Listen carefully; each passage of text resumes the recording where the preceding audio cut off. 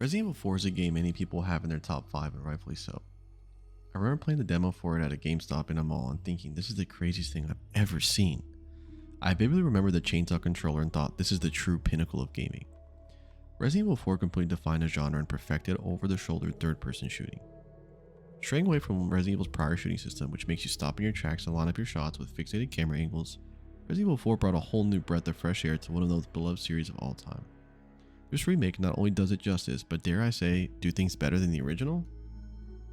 Getting into the story, 6 years after the destruction of Raccoon City in 1998, Leon Kennedy is tasked with a special mission, one to rescue the president's daughter Ashley Graham after she was kidnapped and taken to a remote village while vacationing. How Ashley, the president's daughter, managed to get kidnapped and taken to said remote village is beyond me. As far as I'm aware, president's daughters typically are surrounded by Secret Service agents. Let's just avoid these minor details and focus on the game itself. After all, who needs realism in a Resident Evil anyways? Beginning his mission, the game starts with Leon approaching a remote village while being escorted by 2 police officers from Spain. Doing some investigating while your escort waits in the car, Leon will stumble into a house of an infected Spanish villager and ask if they know Ashley.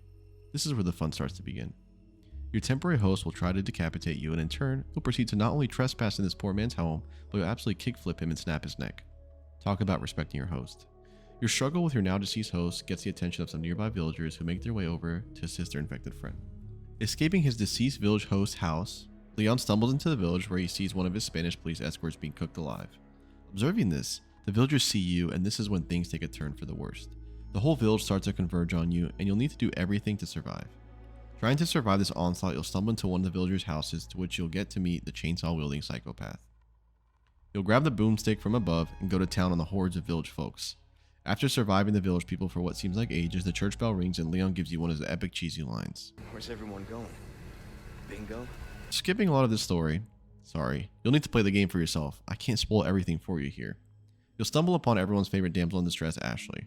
This is where the headache begins for me. Imagine playing Babysitter Simulator but with zombies and chainsaw-wielding madmen breathing down your neck. Now I know what you're thinking. The original Resident Evil 4 introduced Ashley, and you'd expect after all the feedback about her, they would make her more useful.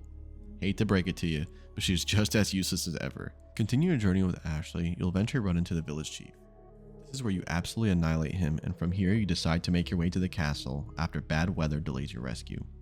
For me, this is where the game takes a turn for the worst. Entering Salazar's castle, Ashley becomes captured, and then you'll have to play as her while trying not to throw yourself off a cliff. This may be one of the worst parts of the game for me. Playing as Ashley is super clunky and pointless and adds zero to the story. Continuing forward, you rescue Ashley, again, sadly, and Ashley and Leon become cured from Las Plagas. The duo encounter Sadler, the leader of the Los Illuminados, who wants to infect Ashley and send her back to the United States in the hopes of infecting her father so he can take over the world. Doing all of this work, my guy should have just tried running a presidential campaign against Kamala and he would have won in a landslide. Jokes, people. It's all jokes. Skipping a lot of the story so as not to completely spoil it for you. Yes, people, you actually need to play the game for yourself.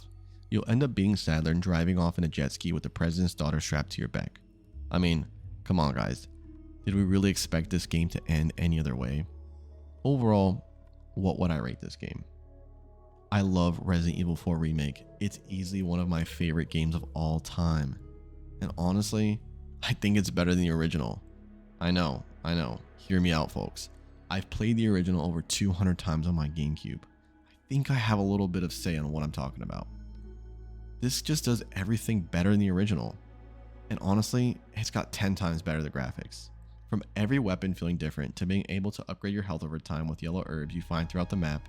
And don't even get me started on all the awesome treasures you find along the way. I swear, every time I go back and play this game, I find new things about it that I missed on my previous playthroughs. The boss battles are great too, and if you have no time for that, you can still skip them by buying RPGs and shooting them like you could in the original. The reason why this game falls on not being a perfect 5 out of 5 is the terrible and frustrating moments where you have to play as Ashley and drive this stupid boat like you're Captain Jack Sparrow everywhere. I get it, guys. We want variety. We want to feel this sense of open world, but please, can we just keep it streamlined? The Ashley moments in this game always make me save and just turn it off every time I come up to them. It's not that hard, and it's just extremely boring, and it really takes away from the action. I know what you're thinking. Senpai, you sound like a grumpy gaming grandpa, and you're probably right. But at the end of the day, I have to be a little picky when it comes to my first ever video game review. For me, I give this game a solid 4. Where's everyone going? Bingo? out of 5.